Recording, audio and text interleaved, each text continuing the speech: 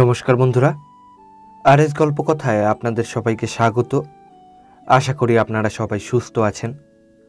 বন্ধুরা, আজ আপনারা শুনবেন শ্রী বসন্ত কুমার চট্টোপাধ্যায়ের লেখা একটি ভ্রমণ কাহিনী, জাজপুর।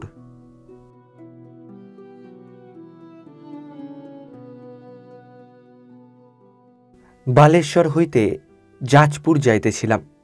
সকালবেলা ট্রেন ছাড়িবার কথা। তাড়াতাড়ি আহারাদি সারিয়া স্টেশনে উপস্থিত হইলাম, কিন্তু ট্রেন আসিল সন্ধ্যার সময়। কারণ লিলুয়ার ধর্মঘট কারিগণ ভোগপুরের নিকট রেলের লাইন খুলিয়া রাখিয়াছিল, গাড়ি উল্টিয়া গিয়াছিল। সেই জন্য স্টেশনে বসিয়া থাকিতে হইল। জাজপুর রোড স্টেশনে পৌঁছিলাম রাত্রি 10টার সময়। স্টেশনের নিকট ধর্মশালাতে রাত্রি কাটাইলাম। সকালে উঠিয়া জাজপুর পাইলাম। 8 ক্রোশ পথ। পূর্ব হইতে গরুর গাড়ি বা পালকির বন্দোবস্ত করিতে হয়। আমার সঙ্গে পালকি ছিল। 3 ক্রোশ পথ হাঁটিয়া পালকিতে উঠিলাম। বেহারারা নানাবিধ দুর্বোধ্য শব্দ উচ্চারণ করিতে করিতে পালকি লইয়া চলিল। পথে একটি বৃহৎ খাল পার হইলাম। ইহা হাই ক্যানাল নামে পরিচিত।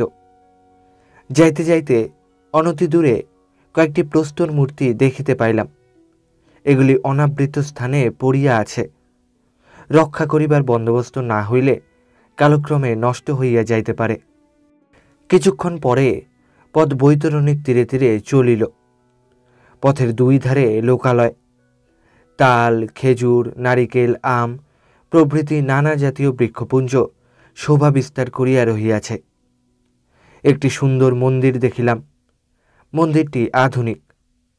একজন মহাজন ইহা নির্মাণ করিয়াছেন। মন্দিরের মেঝে মর্মর মণ্ডিত। অনেক চিত্র ও মূর্তির দ্বারা মন্দিরটি সুশোভিত। কিছু দূরে গিয়া বৈতরণী পার হইলাম। বেলা 11টার সময় জাজপুর পৌঁছিলাম। 8 ক্রোশ পথ অতিক্রম করিলাম। জাজপুর অতি প্রাচীন স্থান। মহাভারতে ইহার উল্লেখ আছে। জাজপুর যজ্ঞপুর শব্দের অপভ্রংশ। প্রবাদ এই যে ব্রহ্মা এখানে যজ্ঞ করিয়াছেন। পুরাকালে এই পুণ্যভূমিতে ঋষিগণ বাস করিতেন। এখনও এখানে বহু ব্রাহ্মণের বাস। বহু ব্রাহ্মণের বাস বলিয়া পূর্বে ইহা দ্বিজভূমি বা ব্রাহ্মণ নগর নামে পরিচিত ছিল। জাজপুর এক সময়ে উড়িষ্যার রাজধানী ছিল। জাজপুরের অসংখ্য হিন্দু দেবালয় ইহার প্রাচীন ঐশ্বর্যের কথঞ্চিত পরিচয় দিতেছে। পরে রাজধানী এখান হইতে কটকে উঠিয়া গিয়াছিল। 1564 খ্রিস্টাব্দে মুসলমান সেনাপতি কালা পাহাড় উড়িষ্যার রাজা মুকুন্দ দেবকে জাজপুরের নিকটেই পরাভূত ও নিহত করিয়াছিলেন। সেই দিন হইতে উড়িষ্যায় হিন্দু রাজত্বের লোপ হয়। জাজপুরে প্রধান মন্দির 2টি, বিরজা দেবীর মন্দির বা ঠাকুরানীর মন্দির এবং বরাহনাথের মন্দির। বিরজা দেবীর মাহাত্ম্যে এই স্থানের নাম বিরজা ক্ষেত্র এবং ইহা 51 পীঠের মধ্যে অন্যতম। বিরজা দেবীর মন্দির বৈতরণী হইতে 2 মাইল দূরে। মন্দিরটি প্রাচীন। চারিদিকে পাথরের দেওয়াল দিয়া ঘেরা। এই দেওয়াল ভাঙিয়া গিয়াছিল। সম্প্রতি একজন সাধুর চেষ্টায় জীর্ণ সংস্কার হইয়াছে। শুনিলাম সাধুটি প্রত্যেক গৃহস্থের ঘরে একটি হাঁড়ি রাখিয়া অনুরোধ করেন যেন প্রত্যহ 1 মুষ্টি করিয়া চাউল এই মন্দির সারাইবার জন্য দেওয়া হয়। এই সহজ উপায়ে তিনি এই বৃহৎ কার্য সমাধা করিয়াছেন। মন্দিরের প্রবেশদ্বার পূর্ব দিকে। প্রবেশ মার্গে 2 পার্শ্বে 2টি সিংহ। ওপরে একটি মন্দির আছে। প্রাঙ্গণ অতিক্রম করিয়া একটি মন্দিরের মধ্যে একটি ক্ষুদ্র স্তম্ভ দেখিলাম। যাত্রীগণকে এখানে প্রণাম করিতে হয়। মূল মন্দিরের সংলগ্ন আর একটি মন্দির আছে। ইহা জগমোহন নামে পরিচিত। বিরজা দেবীর মূর্তি কৃষ্ণপ্রস্তর নির্মিত, পর্যাপ্ত পরিচ্ছেদে ভূষিত, নানাবিধ অলঙ্কারে সমলঙ্কৃত। বক্ষ পর্যন্ত রৌপের অলঙ্কার, তদূর্ধ্বে স্বর্ণালঙ্কার। মূল বিগ্রহের পার্শ্বে একটি পিতলের ভোগ মূর্তি। উৎসবের সময় এই মূর্তি বাহিরে লইয়া যাওয়া হয়। মন্দিরের বাহিরে আমরা একটি বৃহৎ রথ দেখিয়াছিলাম। শুনিলাম বিরজা দেবীর রথযাত্রা হয়। মন্দিরের নিকট কয়েকটি শিবালয় আছে। একটি মন্দিরের মধ্যে একটি কূপ আছে, উহাকে নাভি গয়া বলে। প্রবাদ এই যে গয়াসুরের মস্তক গয়াতে পড়িয়াছিল, নাভি এইখানে পড়িয়াছিল, এবং পদদ্বয় রাজা মহেন্দ্রিতে অর্থাৎ গোদাবরীতে পড়িয়াছিল। অপর প্রবাদ অনুসারে সতীর নাভি এই স্থানে পড়িয়াছিল। যাত্রীগণ এখানে তর্পণ করিয়া কূপ মধ্যে পিণ্ড নিক্ষেপ করিয়া থাকে। বিরজা দেবীর মন্দিরের নিকটে একটি প্রাচীন প্রস্তরাবদ্ধ সরোবর আছে। ইহার নাম ব্রহ্মকুণ্ড। বরাহনাথের মন্দির বৈতরণীর মধ্যে একটি দ্বীপের উপর অবস্থিত। মন্দিরের উত্তর দিকে নদীর ধারাতে সর্বদা জল থাকে। দক্ষিণের ধারাতে জল প্রায় শুকাইয়া গিয়াছে। আমরা প্রথমে বৈতরণীতে স্নান করিতে চলিলাম। মন্দিরের পাশেই বহু সংখ্যক পাণ্ডাদের বাড়ি। পাণ্ডাদের অবস্থা আজকাল বড় খারাপ। বাড়িগুলি তাহার পরিচয় দিতেছে। সাধারণত দরজার পাশে দেওয়ালের ওপর আলপনা দেওয়া হইয়াছে, তাহাতে বেশ সুন্দর দেখাইতেছিল। অধিকাংশ বাড়ির সম্মুখে উচ্চ তুলসী মঞ্চ, ইহা উৎকলের বিশেষত্ব। একটি তুলসী মঞ্চের তলে একটি প্রস্তরের সুগঠিত রমণী মূর্তি দেখিতে পাইলাম। সম্ভবত উহা মন্দিরের কোনো অংশ হইতে ভাঙিয়া পড়িয়াছে। বৈতরণীতে স্নান সারিয়া আমরা মন্দির দেখিতে গেলাম। এখানে প্রধান বিগ্রহ বরাহ অবতার, মনুষ্যাকৃতি, মুখ বরাহের ন্যায়। ইহার পার্শ্বে শ্বেত বরাহ, যাহার কল্প এক্ষণে প্রচলিত। অপর পাশে গজলক্ষ্মী। মন্দিরের বাহিরেও একটি বেদির ওপর বরাহদেবের মূর্তি রহিয়াছে।